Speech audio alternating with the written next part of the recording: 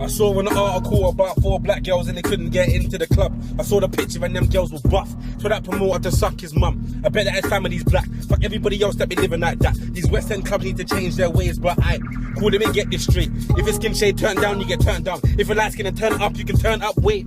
And if you're overweight, then your nightlife is all overweight. I don't get that. Now I know that you can't walk in a club with hats, trainers and all of this shit. But now you're saying that I gotta be buff and I can't be black. When did it get this strict?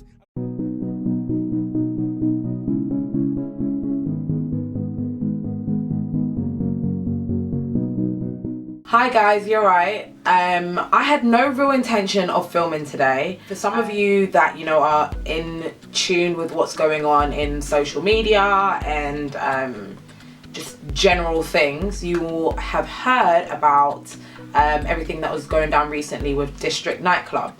District London is I would say a high-end nightclub that a lot of celebrities from all over the world go to a lot of the time. Recently, a lot of things have been coming out about them being racist and discriminating against black women in particular, dark-skinned black women. So all of this really kicked off for me when I saw a video of a young white lady inside District, someone who works there apparently, talking about how the managers didn't want dark-skinned girls in on that night. They wanted only light-skinned girls. Now, I saw that video and I'm sure a lot of people saw that video. That's how this whole story caught my attention. I also heard another statement from a black guy. I don't know whether he works at District or he is just a regular citizen in this country, saying how, in fact, let me find the video and just play it for you. Okay, so this is what he had to say. The vast majority of black women who come to District London are not right for the club. The way they dress, a lot of them, the way they look, a lot of them. Woo! That is a black man talking. Yeah? Okay, cool. I'm one of those people where I love seeing, children of all mixtures and different people together and stuff like that. I think that's a great thing. I think that's a beautiful thing.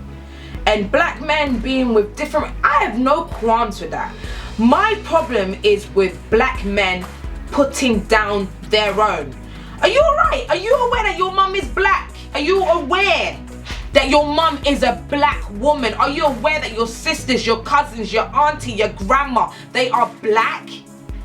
I have no problem. You be with who you want to be with and love whoever you want to love. But don't you ever put down the very people that have raised you. How dare you? So Karrueche came from America to host a night at District, or to be there, make an appearance, whatever you want to call it. So Karrueche was at the event on Tuesday. So everything kicked off Monday leading into Tuesday. People took to social media telling her, don't go to the event, the club is racist, blah, blah, blah, this and that and that and that. Okay, cool. District shut down their Instagram and put it on private because they were getting a flood of messages in, I'll put it up there, of people, with their black fists saying no to racism and everything. And obviously they can't handle that. That's not good for them. That's not good for their business. So their Instagram went private.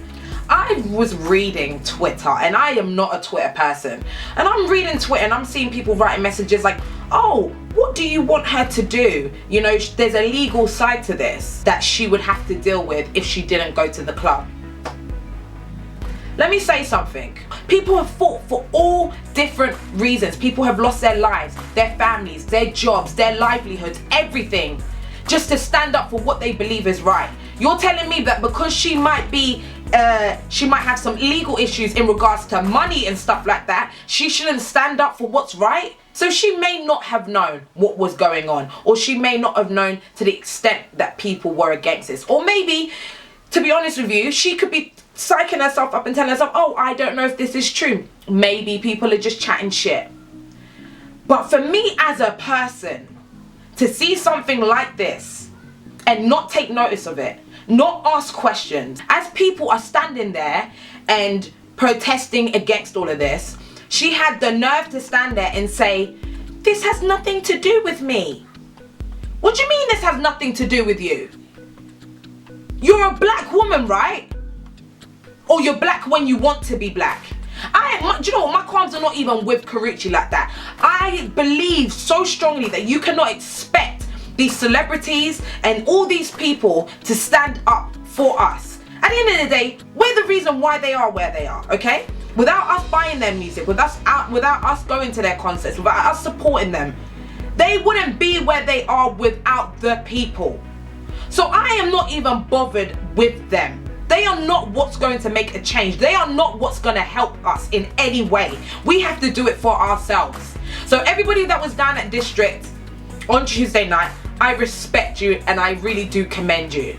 Because we have a problem. It goes far beyond nightclubs and stuff like that. We have a problem with how racism is still alive and our generation seem not to give a damn about it. You seem to think that because we're not being chased down the street, because we're not being beaten, because we're allowed to go wherever we want and do whatever we want and we mix and mingle with all these people, you seem to think it does not exist. What bothers me is that young people seem to think that because they're not faced with racism every day or it's not in their face, to them it doesn't exist. It is very much real, and all we want as people, all colours, all races, is for the world to become a better place. But I promise you one thing, no change, no better will come if people do not stand up for what is right. Now, I am a firm believer in no violence. Best believe your word can be put across in a way without you being violent. If we all stood up together now and we all had something to say, how can people not listen to us? How can you not listen to that? How can we not spark the idea in people's mind that shit needs to change? It has to start from somewhere. I don't know what we're gonna do to help and to make a difference. But all I know is that it starts with us the people. Forget politicians, forget people of power, forget celebrities, forget all those people. They are limited to what they can do. Us, on the other hand, the people, the majority, we are the ones that have the power, in my opinion. Already, we have divided black women as light-skinned and dark-skinned, okay? When shit like this happens,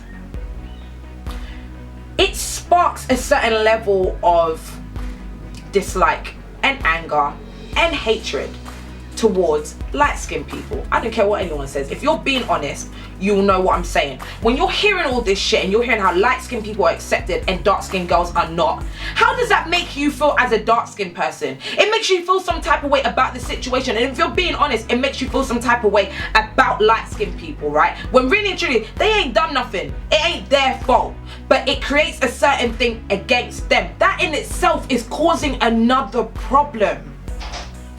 That in itself is now segregating. Not now are we black and white, but now we are light skinned and we are now dark skinned. We're now even dividing the black people in itself. You know, my job as a mother is to teach my son to grow up and stand up for what is right.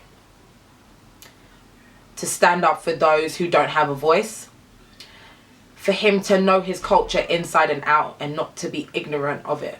You know, we've got so many people living in this country that have no idea where they come from. And I don't mean that you can sit down and say, oh yes, I'm from Jamaica. Oh yes, I'm from Ghana. Oh yes, I'm from Cote d'Ivoire. I'm not talking about where you technically, where your parents, I'm talking about your background, your history, where it began.